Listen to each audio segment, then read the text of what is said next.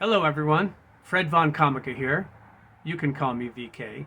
And this is a special episode of the Blue Ridge Bible Talks.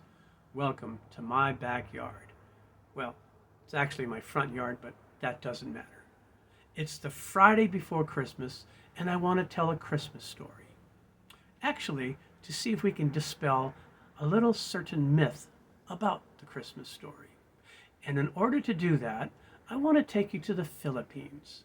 I was on a mission trip many years ago, and in the early morning I was sound asleep in my thatched hut, and I heard someone calling my name. Fred, Fred, Fred.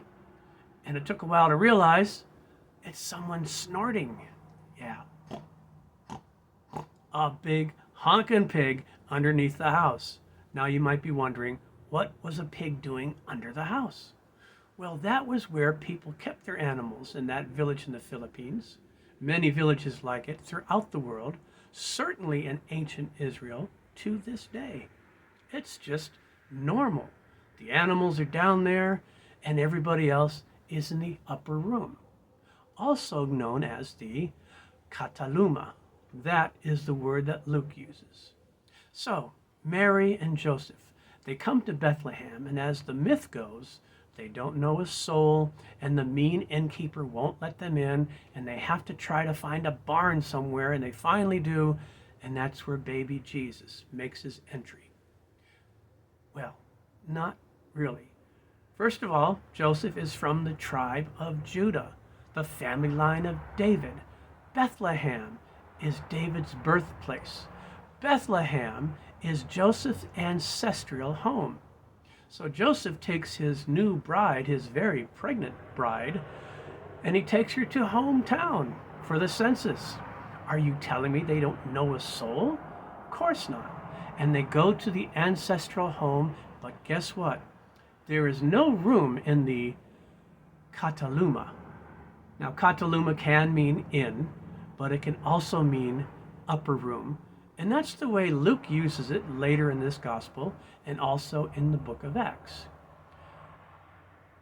So what we see is, for some reason, Joseph and Mary are not welcome upstairs. Was it simply too packed? Possibly. But you would think someone would have mercy on a pregnant woman, obviously, who's about to give birth any second.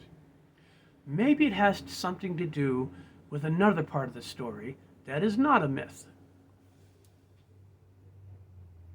Mary was found to be pregnant before they even had their wedding ceremony. And kind-hearted Joseph took her anyway, because angels had told both of them that the little one within her is from the Holy Spirit.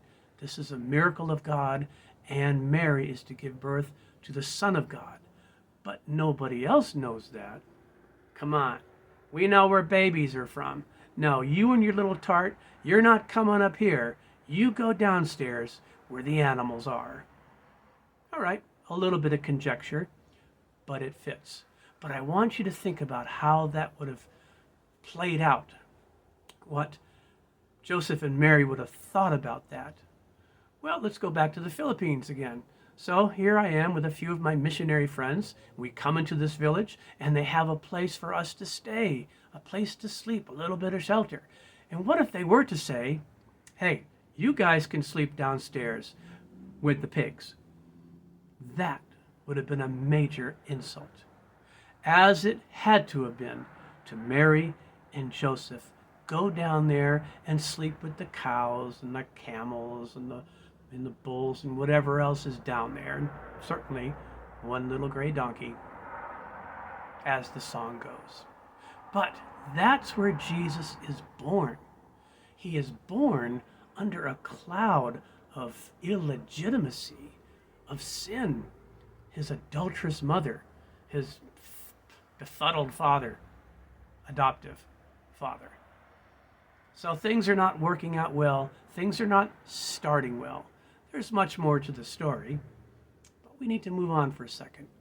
As we go way across town somewhere onto an unknown village, actually an unknown hill, thousands upon thousands of angels are proclaiming the birth of this one that will be joy to the world. He is Christ, the Lord. Yes, but no one else heard it. The shepherds came, and Mary treasured these things in her heart. And you see, the Christmas story is all about the joy that Jesus did indeed bring to his disciples and others, and then after his death and resurrection, many others. The joy of salvation, the joy of peace with God. And for a Christian, the future joy in the new heavens and the new earth that will never end. And Jesus was a joyful person, but that's not all he was. He was also a man of sorrows, acquainted with grief. From those humble beginnings, Jesus grew up in a home that it just had the specter of,